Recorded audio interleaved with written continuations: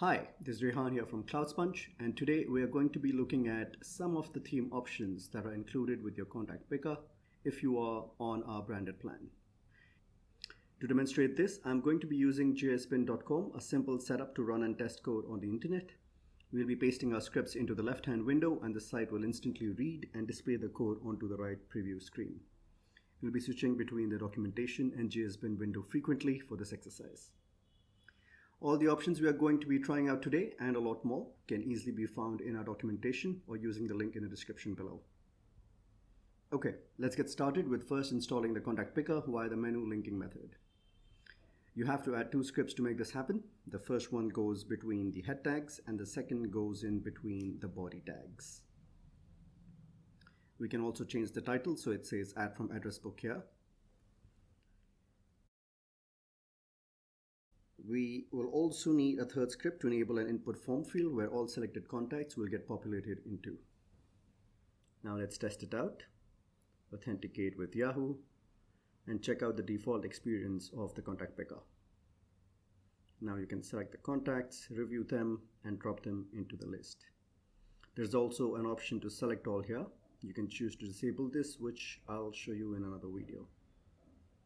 Also, please note that this is showing us the tab mobile version of the Contact Picker because that's the display size of the JSPin window. But if you expand the preview screen, you will also see the desktop version. There's an address book button.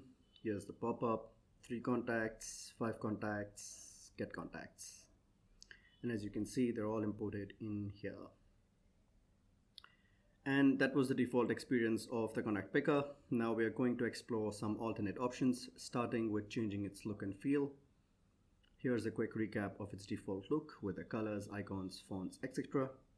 Now let's change it up by jumping into our documentation, into the options section, scroll all the way until you find themes. Let's start with neon. Select the code between the script tags, copy it, and paste it between the body tags after your launch code. Now let's try it out again, and you can see that it has changed.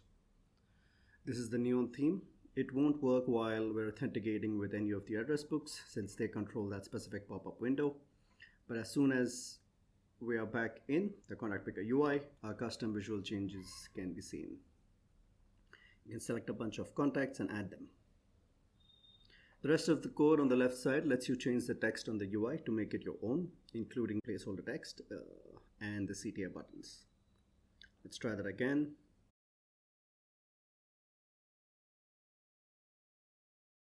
Okay, it says select. You can also have different CTAs between the desktop and mobile versions. So if you make this window smaller, you can see it switched up to read send. Now let's try one more look. The theme frost, and if I remember correctly, all you need to do is change this. The rest remains the same, so let's replace neon with frost.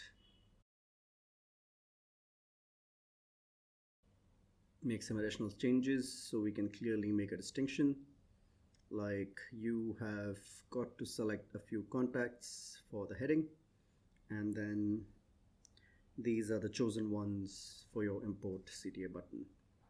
Let's also change the search placeholder to something a little more intense, like find them, select them. Alright, so we have made a bunch of changes, including changing the theme to frost. This code doesn't have any effect, so we can remove this completely, but we will leave it in for now. Okay, let's try it out. It's hard to tell if it's working right now, even though it is. Yeah, there it is. It's vastly different from the previous one. These are the chosen ones. You've got to select a few, find them, select them.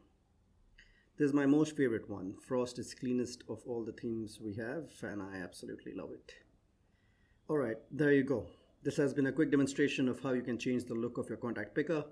We'll be continuing to explore more options for the Contact Picker in this video series, including the aforementioned option to disable the select all trigger.